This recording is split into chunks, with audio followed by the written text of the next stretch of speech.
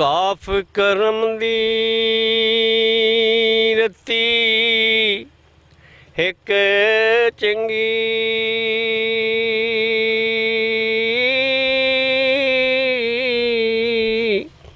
ਤੇ ਤੁਲ ਅਕਲ ਦਾ ਕੰਮ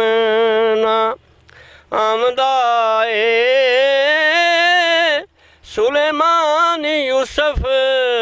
ਨੇ ਮਾਣ ਕੀਤਾ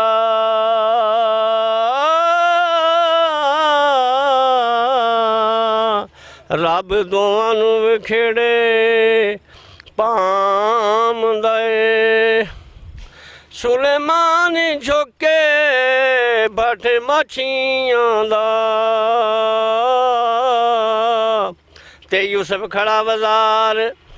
ਵਕਾਮਦਾ ਈ ਵੇ ਮੈਂ ਡਰਨਾ ਰੱਬ ਦਿਆਂ ਕਹਿਰਾਂ ਤੋਂ